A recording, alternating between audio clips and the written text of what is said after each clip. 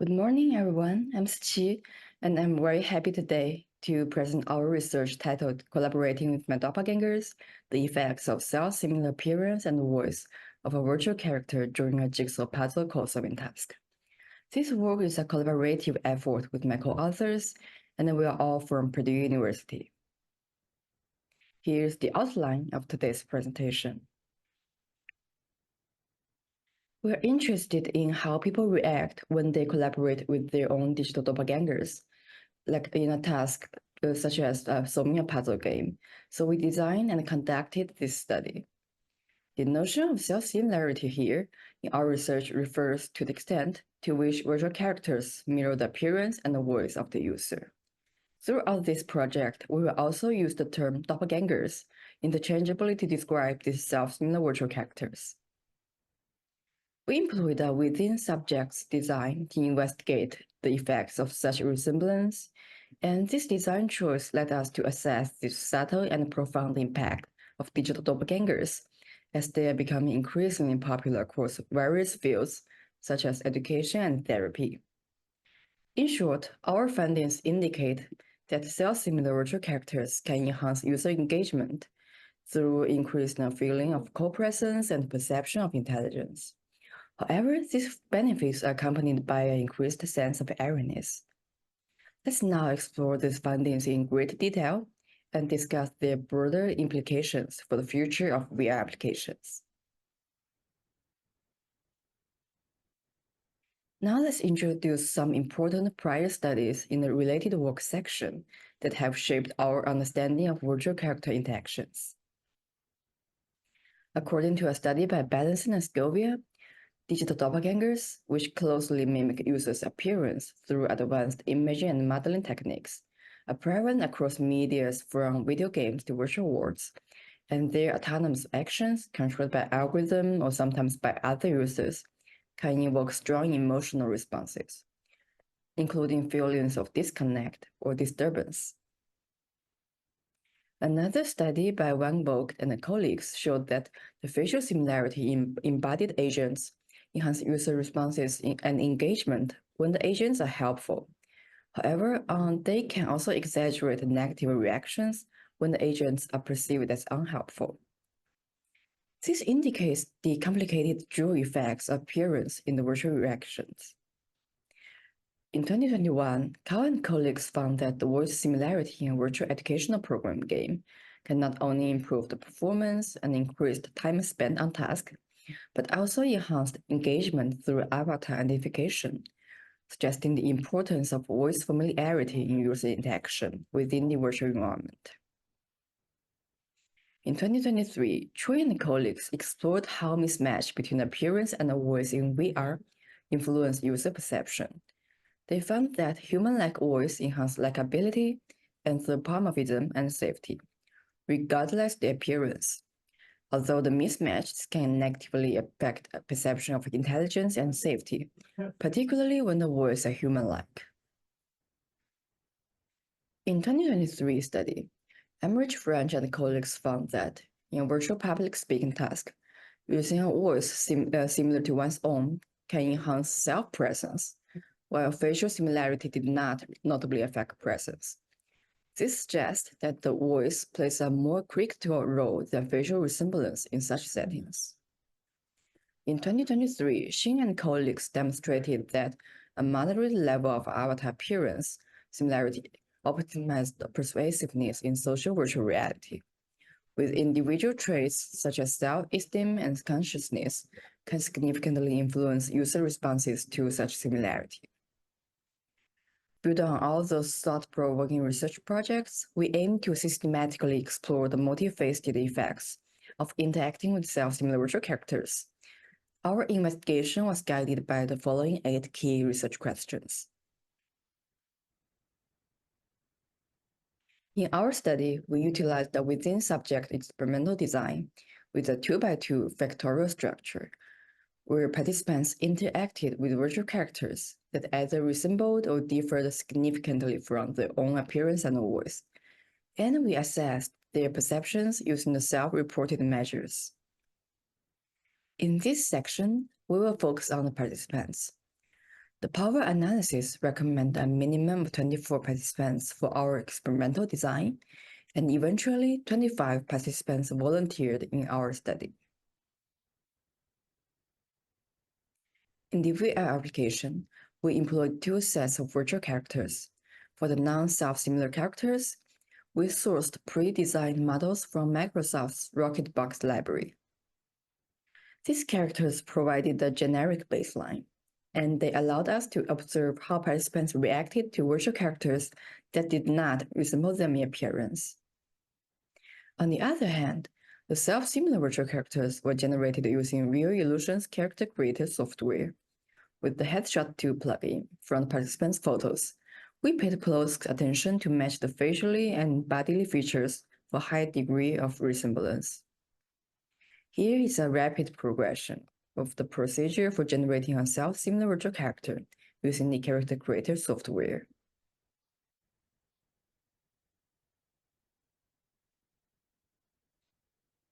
For the non-self-similar virtual character's voice, we employed PlayHT's text-to-speech service so that this voice did not resemble those of our participants.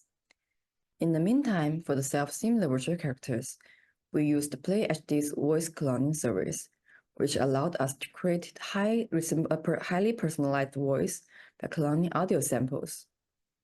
Here is an example of our recorded audio.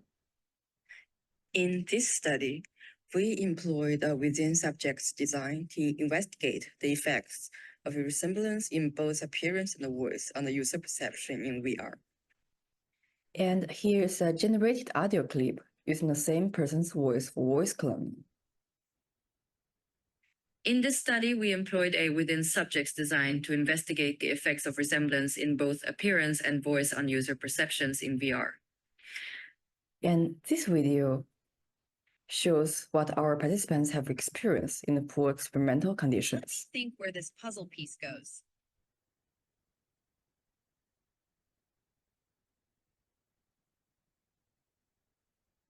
Let me think where this puzzle piece goes.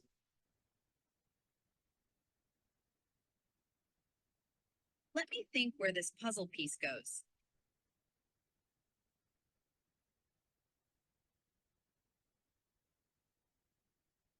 Let me think where this puzzle piece goes.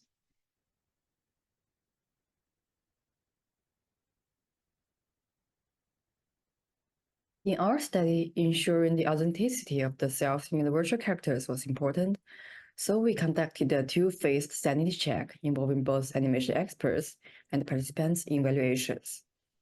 As shown in the box plots on the slide, participants rated the resemblance of the virtual characters across appearance, voice, and combination of both, and the results were quite promising, which indicate a strong participant acknowledgement of the similarity between themselves and their virtual doppelgangers. We implemented a well-structured experimental procedure. So this project provides a clear overview of our experimental setup. During the first appointment, we captured participants for audio recording and photos. And in the second appointment, the participants were exposed to the 4 distinct conditions in a balanced order.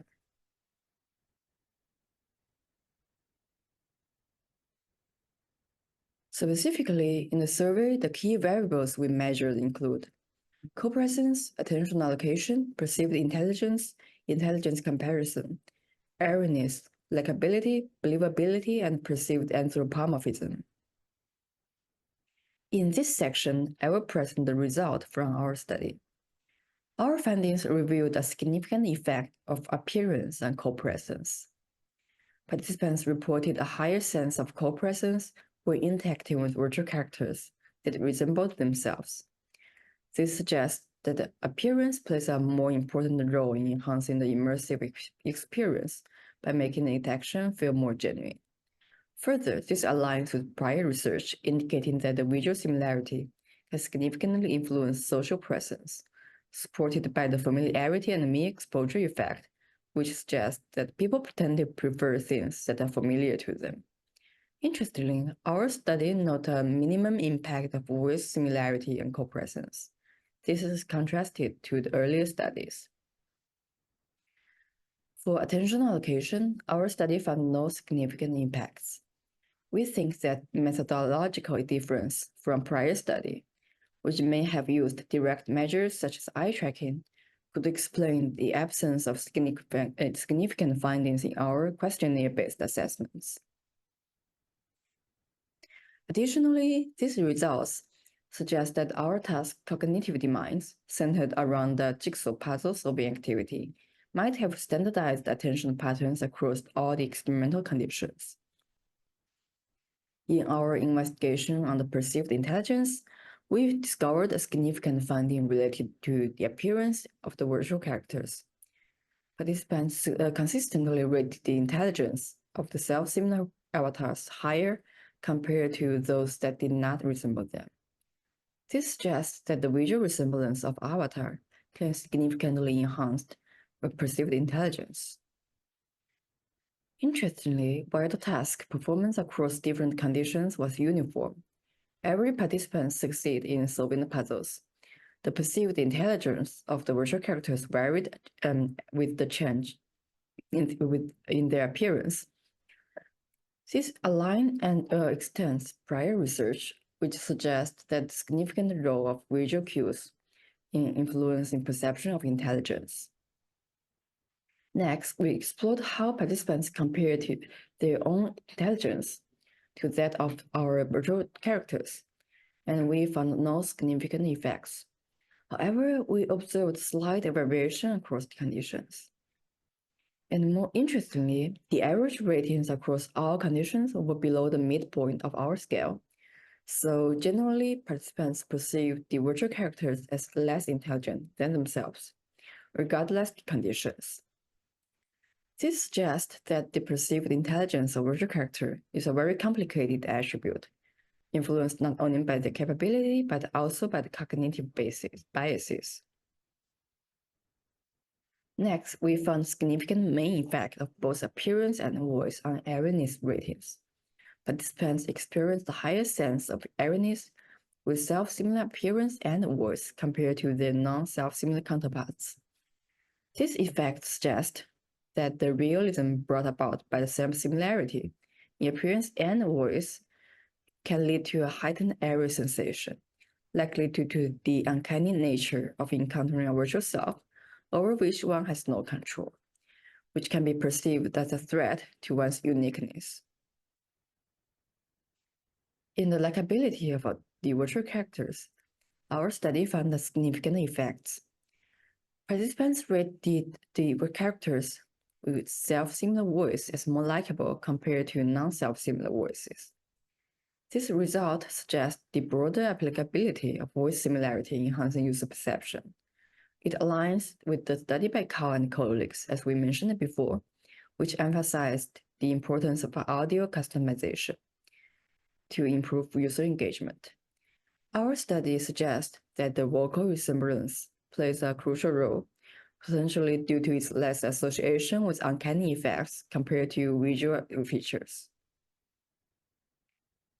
We also found significant effects about the voice and its interaction with appearance on believability. The data revealed that the participants consistently rated the believability of virtual characters higher when their voice was similar compared to when they're not.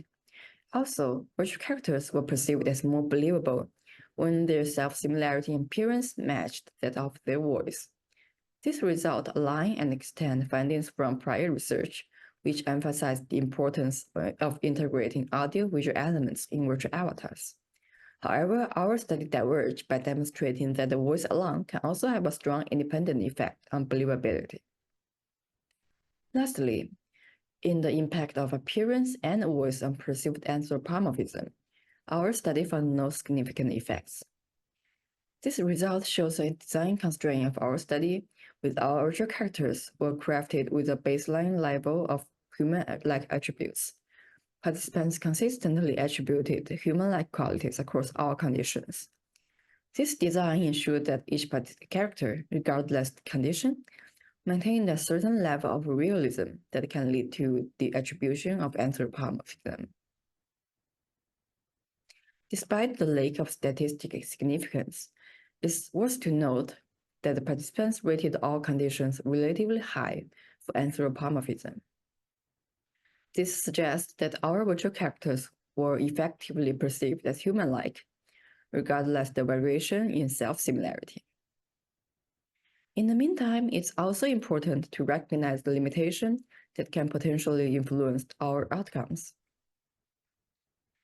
Our use of voice cloning technology brings a challenge, and the limited availability of non-binary avatars in existing libraries can also potentially affect the identification and representation of the non-binary participants in our study. We observed slight difference in visual fidelity between different types of virtual characters, and our reliance on graphical user interface for interaction may also have affected the naturalness of the participants' interaction with the virtual character.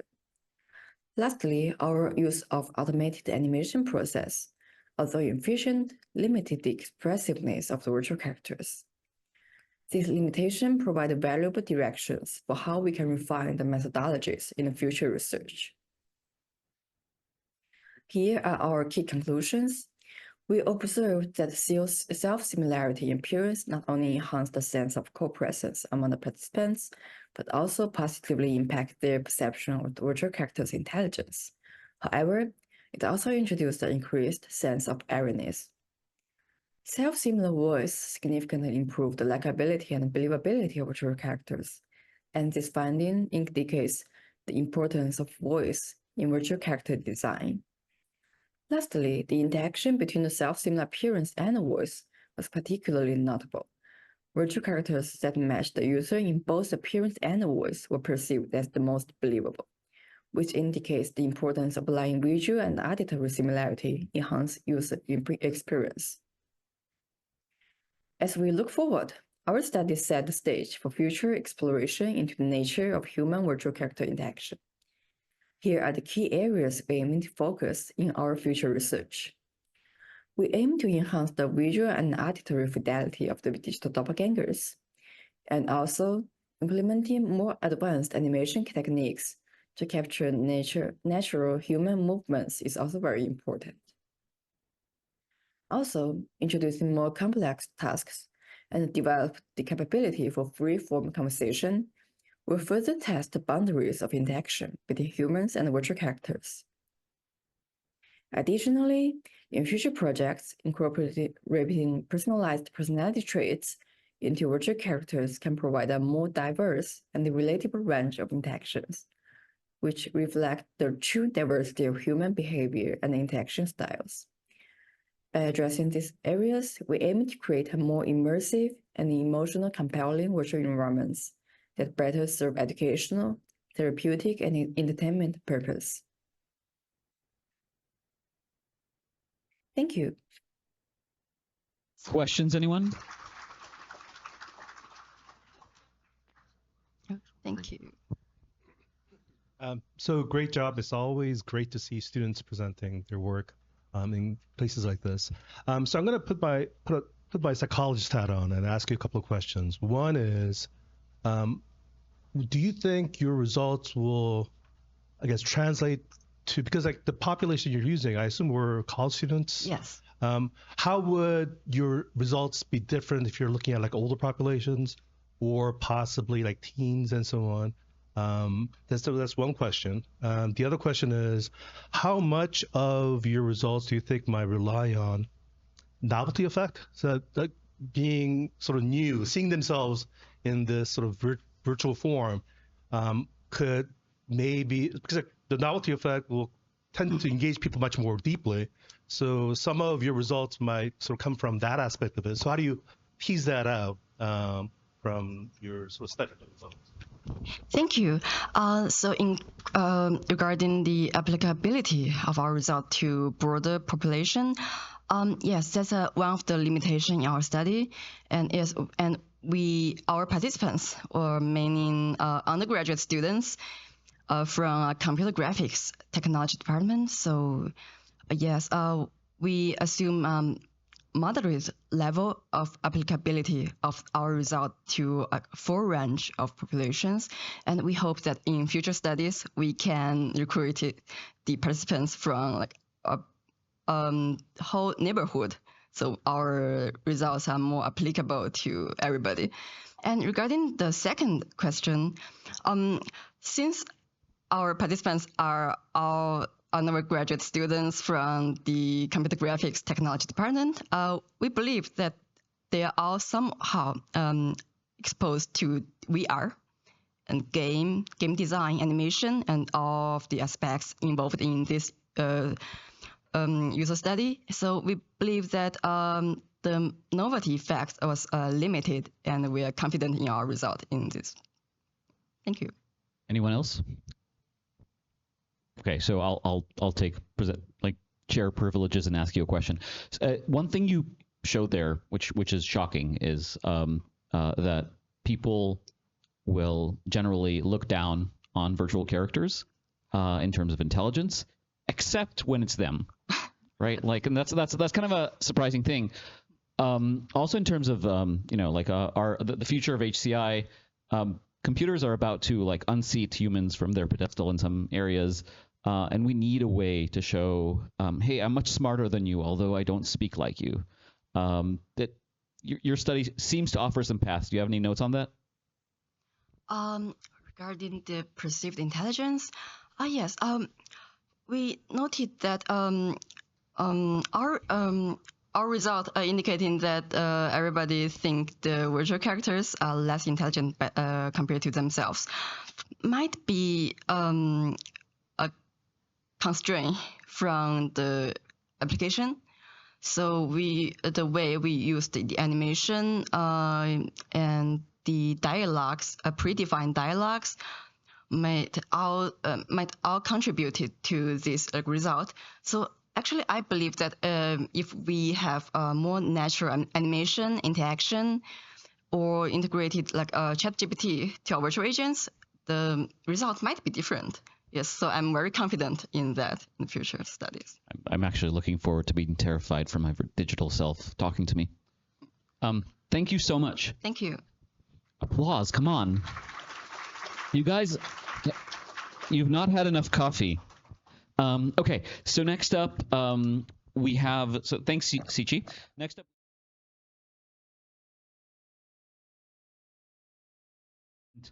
up.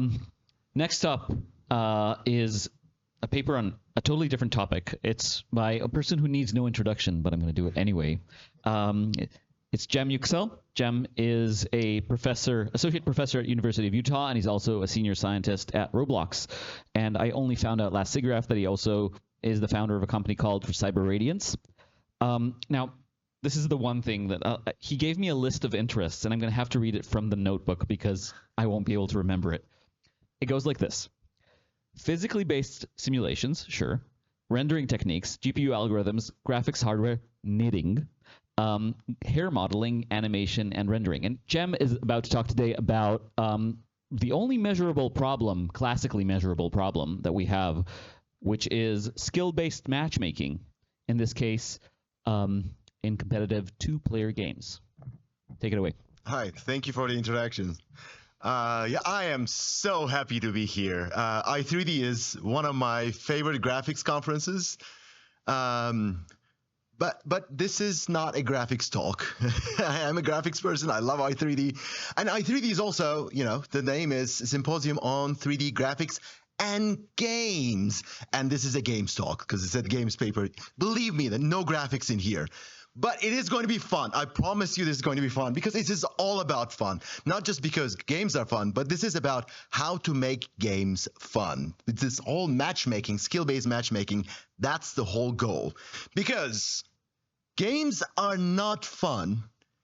Competitive games are not fun if you're not evenly matched with your opponent. If you're playing against someone who is much weaker than you, yeah, you can win, but you're not going to get that much fun. And if you keep losing your games and you have no chance of winning because your opponents are so much better than you, you're not going to get any fun, right? If you want to have fun in games, you need to have proper matchmaking. You need to be playing against people who are evenly matched. And in that case, even if you lose the game, win or lose, you can actually enjoy the game. You can actually enjoy the process. So this is a core issue for games because games are supposed to be fun. And if you don't have proper matchmaking, well, they won't be, right? So very, very important problem. That's why I was interested in this. To be honest, I was not particularly impressed with matchmaking with the games that I was playing. So I figured out what is wrong with this whole process. Can we make this better? That's why I was getting into that, right? And turns out we can. So I'm going to talk about two things here as a part of matchmaking. One is the core component, that's player rating estimation. I'll tell you what this whole thing is all about. And skill-based matchmaking that uses this rating estimation. And it's going to be about competitive two-player games, although this can be easily extended to other game types as well. But I'm not getting into that in the paper, so I'm not going to talk about that today. This is, I have to warn you, going to be a little bit of a math-heavy talk. Math is not complicated, but I'm going to have to explain things using math, which is something I try to avoid to do in my talks, but I won't be able to today. So I really need you to pay attention. All right, this is going to be a little bit of mathy talk. All right, let's start. I'll give you all the background that you need, so don't worry about it. Let's start with player rating estimation. All right, this is all about player skill. So we're trying to estimate the skill of a player. So given two players, because it's a two-player game, right? Who wins with what probability? That's the question we're trying to answer. And of course, if you look at a game and it's to try to evaluate someone's skill in a game, it's there are lots of variables. They're game specific. Different games require different things, and there's multidimensional because typically you need to do a lot of different types of things. And they have these complex interactions, right? So you may be very good at one type of task. You may not be all that good at some other type of task. So you need to figure out how these things are combined together to give you some level of skill. If you're going to figure this out, this is, as you can see, a very, very complex problem. If you want to do this right, that means you need to collect a lot of data from the users, from the players, and then you need to analyze that data to figure out what kind of skill a player has. And you need to also worry about how these different types of skills that you're measuring are interplaying with each other. So this becomes a very, very complex problem if you are to solve it precisely. So we're not going to do that. Nobody does that, and that makes sense, right? What we're going to do is that we're going to simplify this problem a lot by computing a single rating, single numerical value to estimate a player's skill level. That's it. So what are we giving up in this case? We don't have any intransitivity. That means we can't explain the cases where player A is better than B, B beats C, and C beats A. Like, we don't have this circular relationship, so we can't have that. But it's not important. In the context of matchmaking, this turns out to be not a very critical case. Well, we're just going to rely on this single numerical value, that's rating. Now, one thing you need to know about rating is that it's all relative. So it's a rating value on its own has absolutely no meaning. I say my rating is 1,000. What does that mean? Nothing. Now you tell me your rating is 2,000. Oh, you're a better player than me. Well, how much better? Well, that depends on what type of algorithm you're using for computing these ratings. So let's get to that.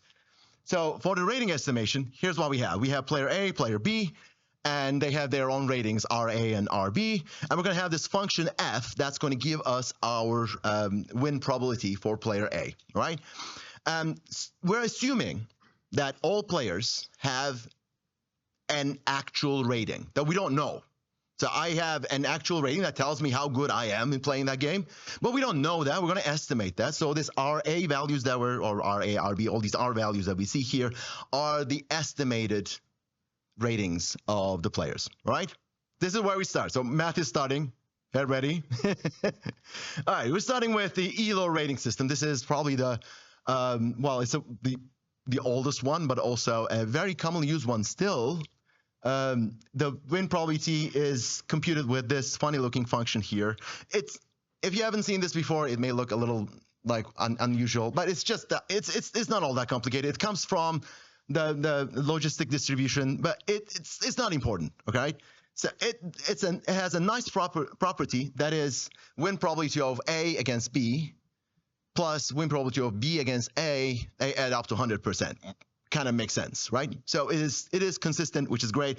And it's a function that looks like this. So if I have my rating is 1500, then my win probability against people with different ratings will look like this, right? Now, it's a nice and smooth function, gives you something, and you may think, does this work every time in all games? Well, actually it does. So this is a very misunderstood function that people think about all sorts of different things, and they sometimes misuse it a little bit.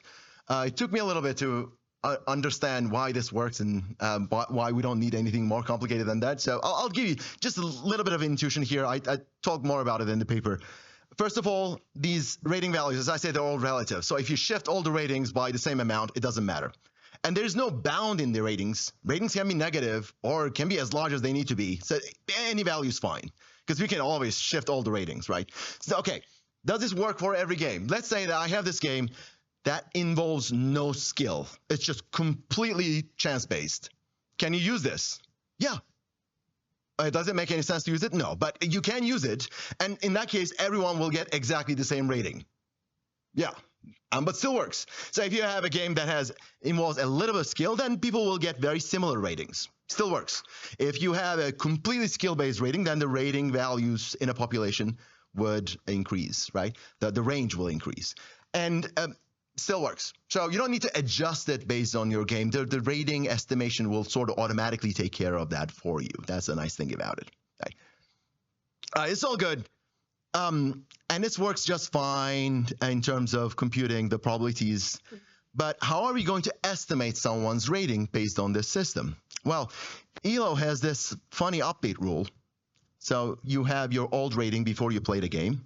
Your updated rating, your new rating, is computed like this. So you have this game outcome, and you have your win prediction that, presented by the win probability function. And you see how much of an error you made because you have the game outcome now. And based on that error, you change your rating by taking that probability, multiplying by some k value. It's update scale, it's k factor. That sort of converts this probability scale to a rating scale, right? So you're doing this unit conversion and whatnot. That's the k factor that you need to set, and that's how it works. All right. Typically, you don't use it in practice for a single game. In a lot of applications of it, you look at a number of games. Like you played a tournament. At the end of a tournament, that's what the Chess Federation does, for example. You'll look at a number of games that you played in a tournament, and then your rating is updated after all that, right? But the problem here is that there is really no good K value. There's no way of setting it in a way that just works every time. You can fine-tune it sort of, but you're always going to have incorrect values in different cases. So there's really no good way of doing this. Now, moving on. We have something better than this. There's improvement of Glico system. So the Glico system changes this update rule. Instead of using this ELO's win probability function, it's using a slightly different win probability function. I'll show you what that looks like. But more importantly, the K factor is different. It's going to be computed differently. And this whole thing works by adding an additional property for each player. That is, yes, we know we have an estimated rating, but we also need to have something called the rating deviation. So that's our certainty about the player's rating, right? When you start playing a game for the first time, our certainty is going to be not so high. And then you get more and more certain. It's all based on the Bayesian probability distribution. So the math comes out from that. But this is the rating deviation. And using this rating deviation, we have this G function that determines, gives a weight of this game that was played. So it's using your opponent's rating deviation. So if we are not sure about your opponent's rating, probably we should not weigh this game with, we shouldn't assign a very high weight for this game, right? Because we don't actually know your opponent's rating, right? So we have the G function that looks like something like this, but it's not important. I'll skip that. This is a function where if the rating deviation is 0, that means we know the opponent's rating, then we're going to give it full weight. Otherwise, we're going to reduce its weight a little bit, right? That's all it does. And using that, we're also going to update the win probability function with the player's own rating deviation. So that's where the player's actual rating deviation goes. Well, player's estimated rating deviation, player's rating deviation goes in there.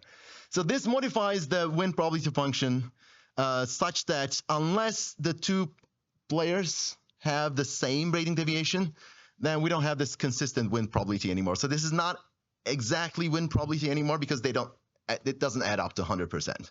That's one thing I don't like about it, but it's not important. The more important thing going on here is that this K factor is evaluated automatically using the player's rating deviation, right? After the update. So the rating deviation will also change, right?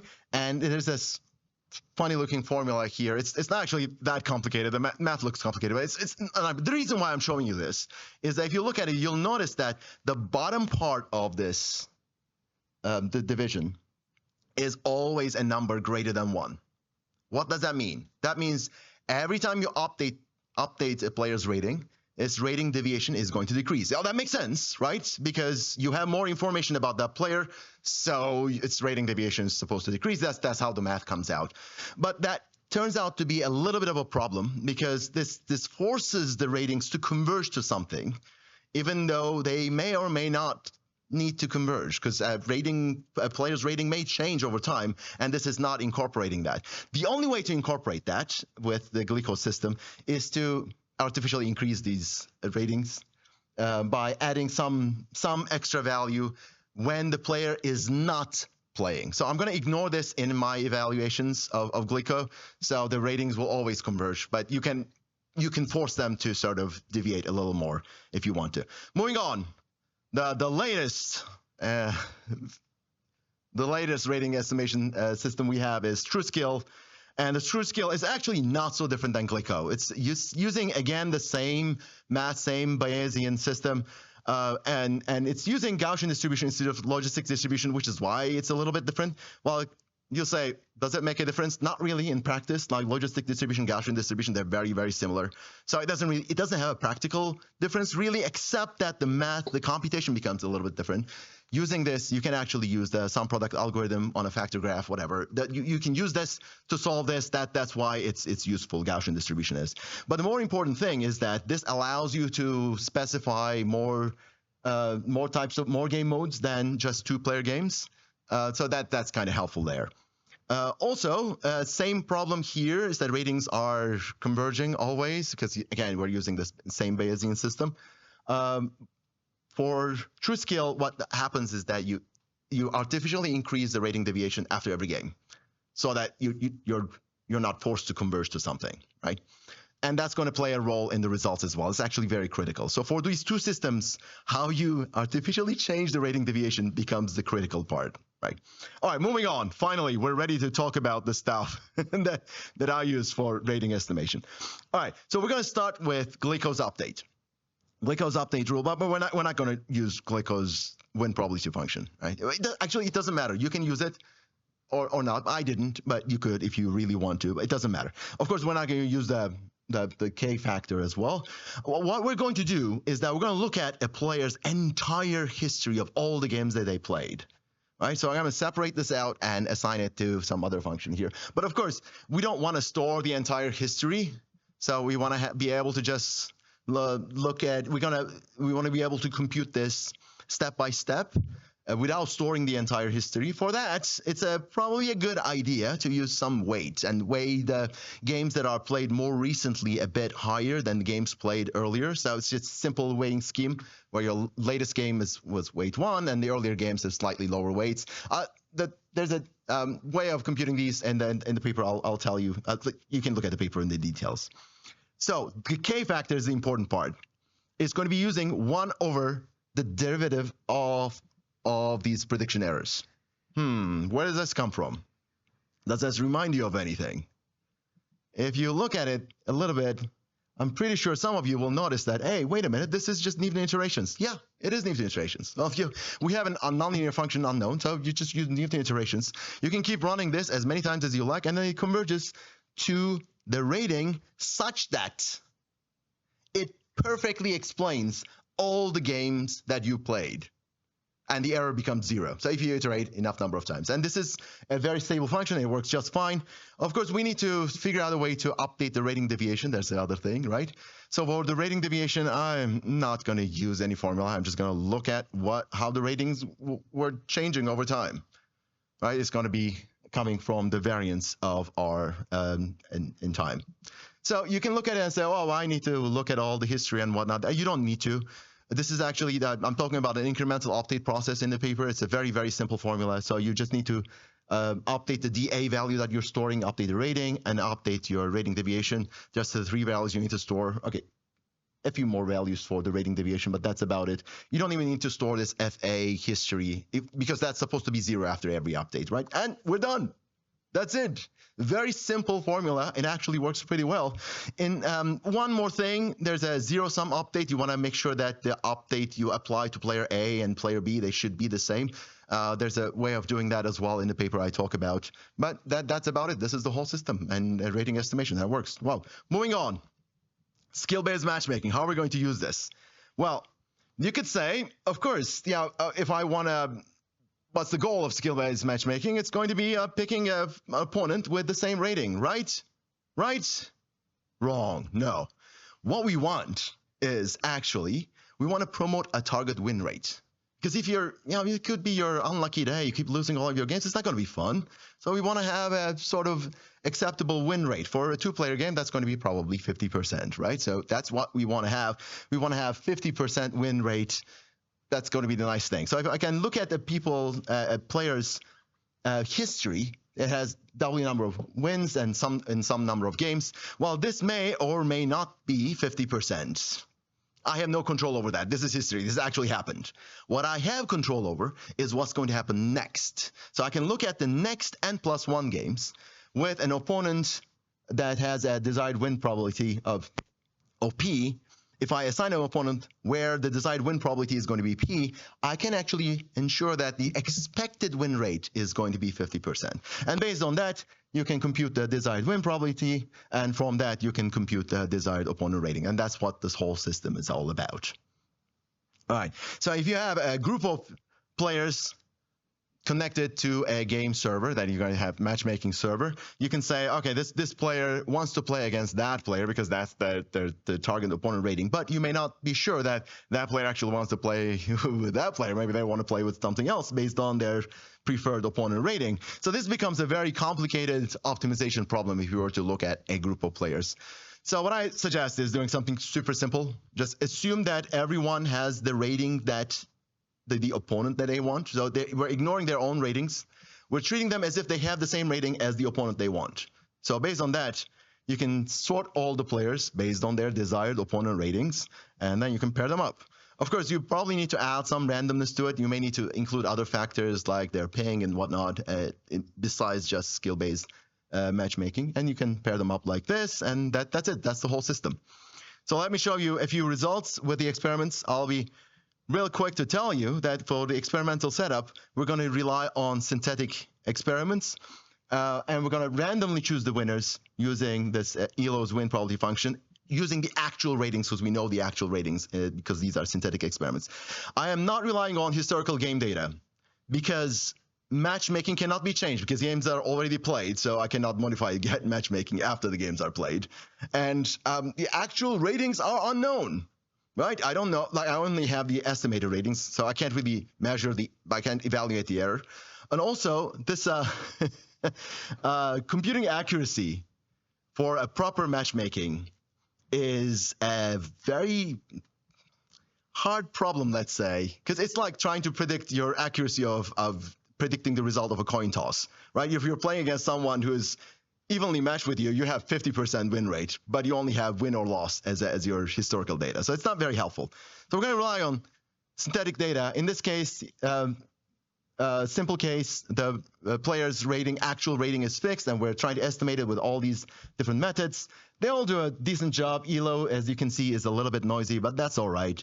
But this is using proper matchmaking. If we don't use matchmaking, just randomly assign ratings, randomly assign opponents with a reasonable range, you get a higher noise in estimations with all of these. But the more important thing is that if you look at the win rates, there's a dip there. The player actually lost 10 games in a row. This is showing the win rates of the last 10 games, which is not a very good experience, right? If you go back here, you see the win rates are more near 50%. And here they're fluctuating a lot. So matchmaking is actually critical. In terms of rating estimation, if you have some rating that is changing for the player, Glico cannot catch up because it's trying to force itself to converge to something, and that's really not helping. But the other methods are doing well. Again, this is just a parameter issue. Actually, TrueSkill and Glico behave exactly the same way if you switch the parameters. So they're not actually all that different. And you can have another one, rating is increasing and then fixed. Again, the same story. So except for Glico, the others are doing a fairly good job. Let's more challenging cases. The player learned a new strategy. All of a sudden, they're so much better at the game, right? Elo can catch up. Of course, Glico cannot. TrueSkill with this parameter anyway. So ours is doing a decent job here as well. Well, now the tricky case that fails all of them is this case where the player is intentionally losing certain number of games in a row because they want to lower their rating. They want to get easier opponents and easier wins. This actually happens in practice a lot. This is even has a name. It's called smurfing. So you lose a bunch of games and then you get to have easy opponents. As you can see with Elo, you can easily do that. Not a problem at all. With Glico, you can do that. With TrueSkill, you can easily do that. Our system, actually, is not tricked by that because as you can see, if you start losing your games, the system is not decreasing your rating immediately, but slowly starting, oh, wait a minute, something's happening. And then at some point, it starts reducing your rating. But by reducing your rating, you're also increasing your ratings deviation. And because of that, when you start winning the games, your rating goes back up, right? It catches up pretty quickly. So it's not tricked by that. If you look at a population, that's the last thing I'm going to show you. This is a population that I created for players with different actual ratings. So they're playing games with each other, and we're trying to estimate their ratings. This is the result after 100 games. They're all doing a good job. Of course, yeah, ours is converging quite a bit faster, but nonetheless, they're all trying to converge a little bit. After 1,000 games, 1,000 rounds of games, except for Glico, everyone is like similar level. It's all good, right? Now, let's look at what happens after 2,000 games. Wait, they started diverging. Oh, that's a problem. Let's look at 10,000 games. Oh, they are really actually diverging. And this is actually what happens if you look at the error. The error decreases to a certain point, and then they start diverging. This is because these methods are not guaranteed to converge to a result. And the problem with TrueSkill, and same thing happens with Glico if you change the parameters, is that you're artificially increasing the ratings deviation. And that's actually messing up the estimation here.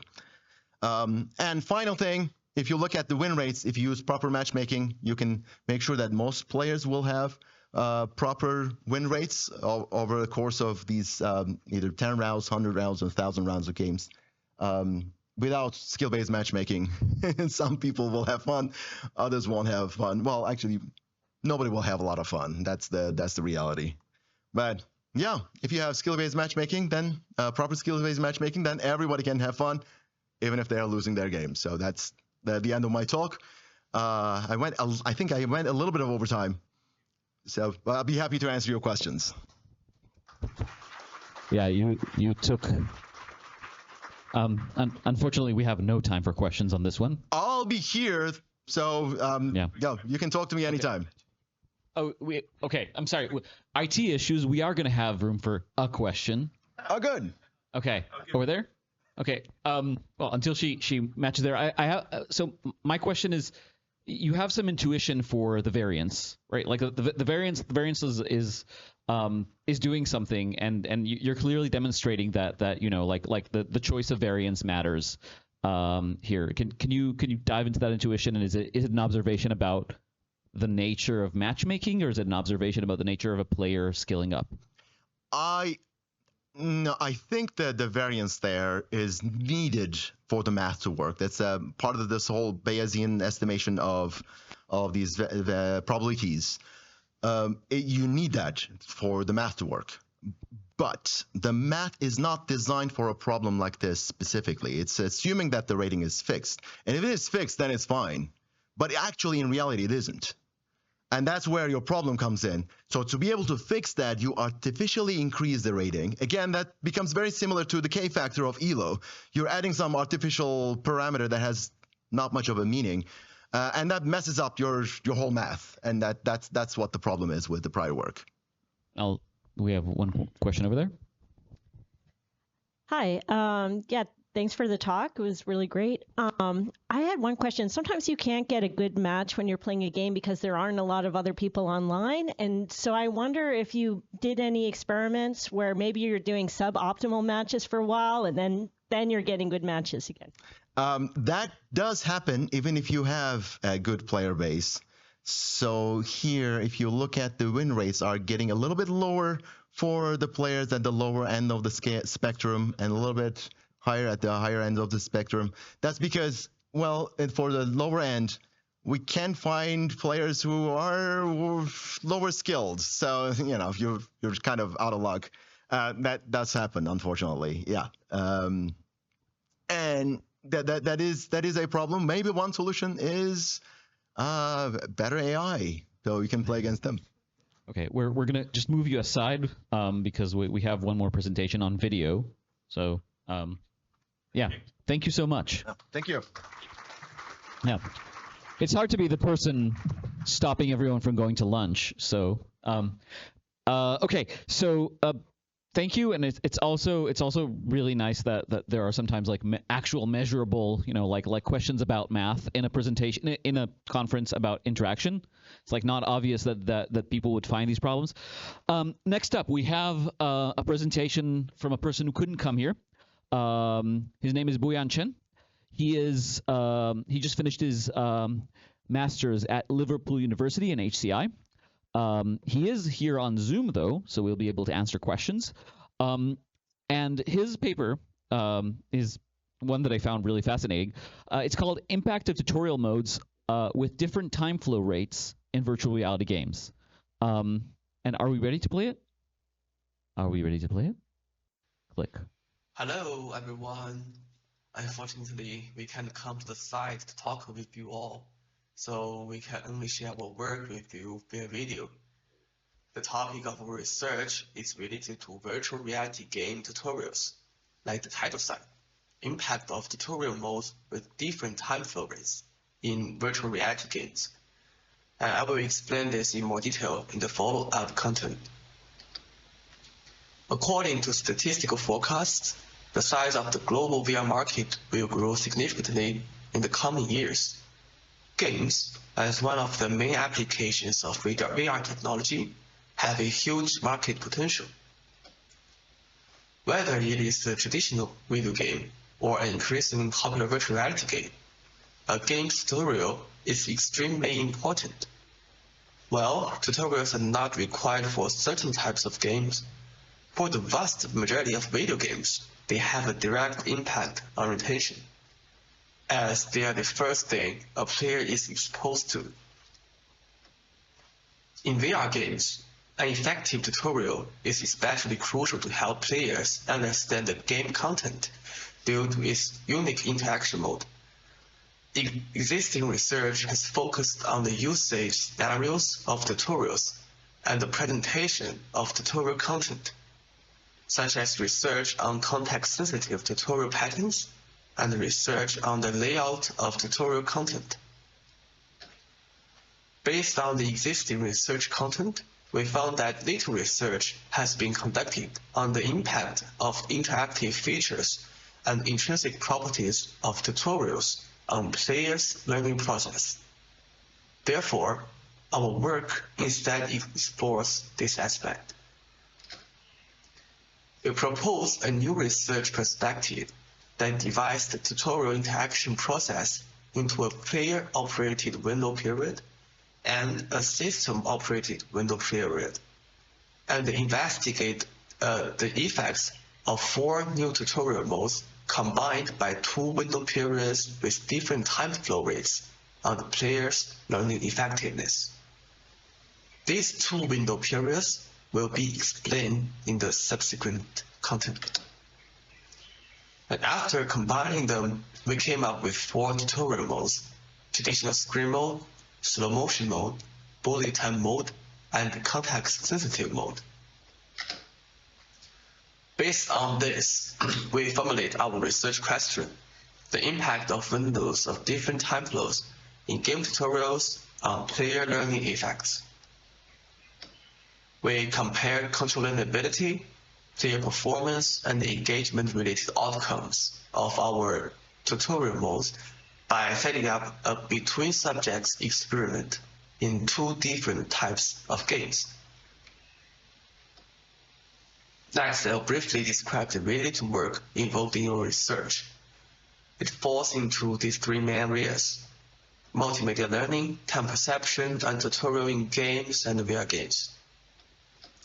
The first is the multimedia learning theory, which primarily involves 3 of its core principles: dual channel principle, limited capacity principle, and active processing principle, of which the active processing principle is also familiarly known as cognitive load. According to the multimedia learning theory and cognitive load theory, designers should try to avoid adding irrelevant music or images when designing multimedia learning content. And at the same time, they should break down complex information into smaller and more understandable parts so that learners can understand and memorize the new information.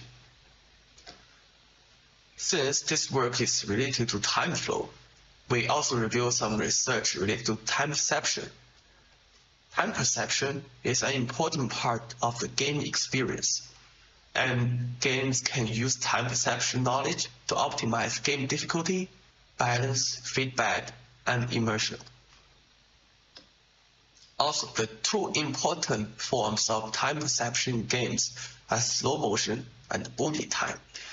These are 2 commonly used time control mechanisms in games that enhance the game experience by adjusting the player's perceived time.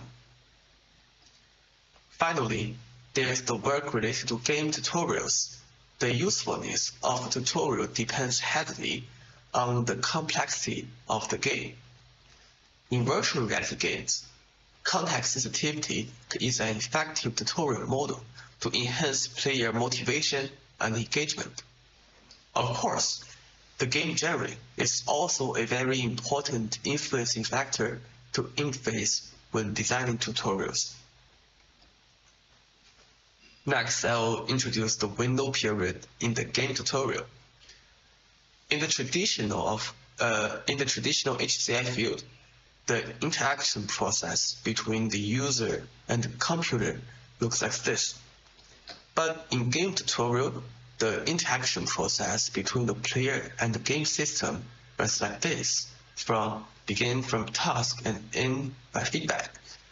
And after comparison, although the interaction sequences are different, we can find that both interaction processes are composed of 2 interaction parts.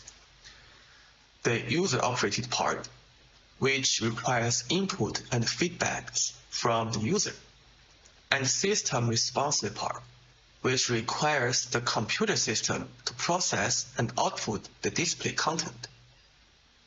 Based on this, we divided the interaction process of the game tutorial into a system window in which the system generates the exercise content and responds to the player's input, and a user window in which the player inputs signals and receives system feedback. So, going back to this graph, setting different time flow rates for the 2 window periods gives us 4 different tutorial patterns. And next we will look at the video. This video will help us better understand the difference in time flow between these 4 tutorial modes. This video also includes the 2 games we use for experiment. So let's start.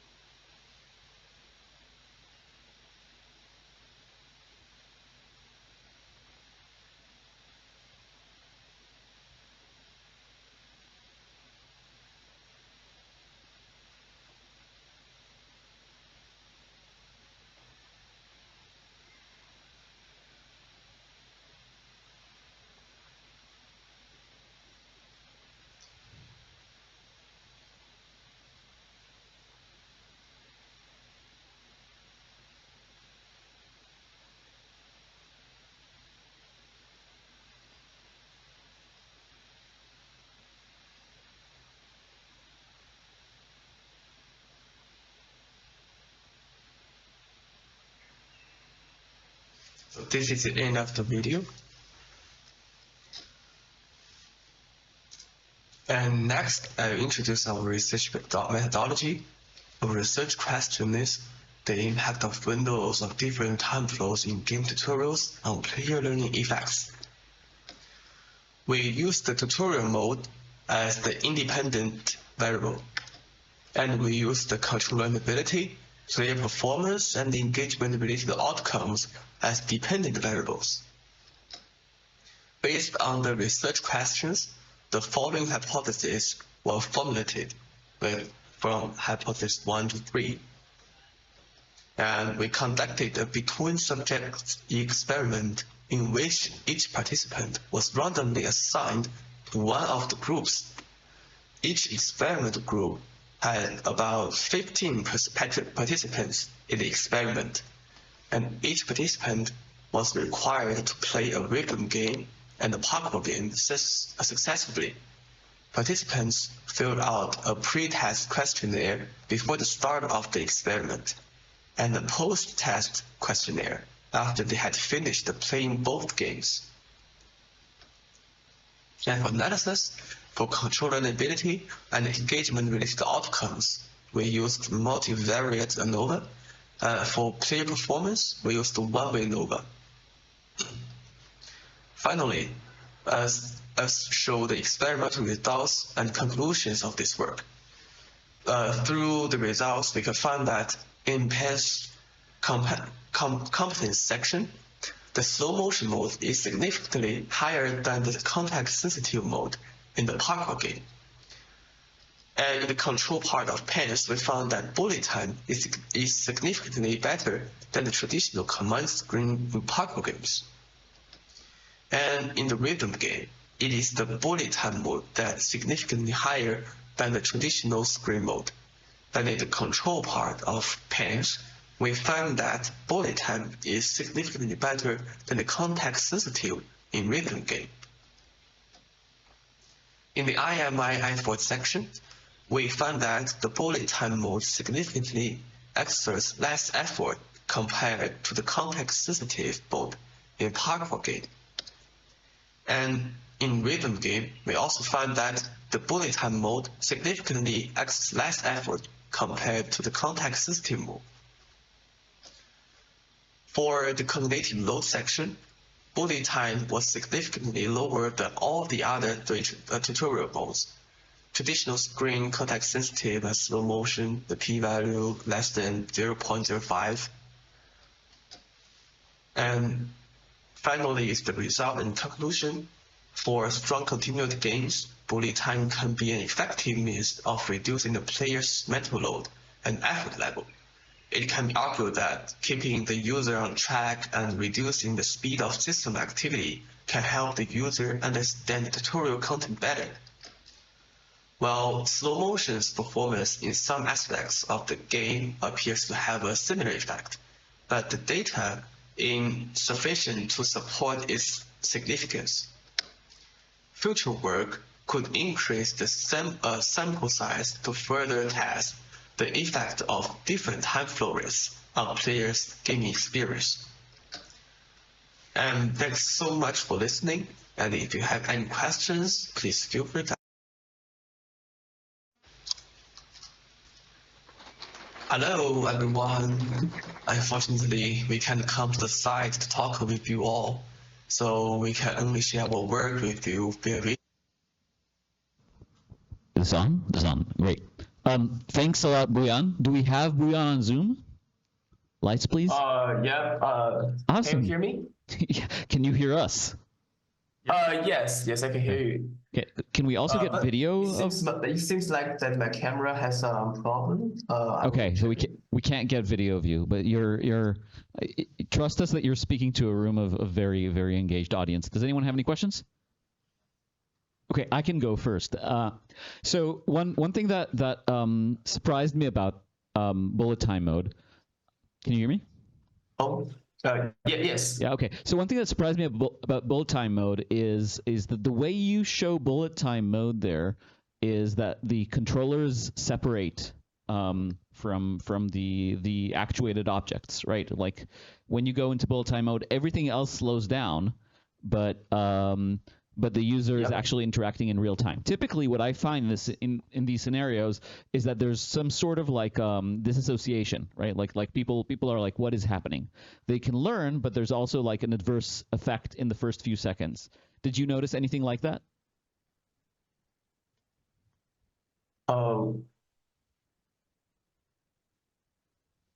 Sorry, it's a little bit.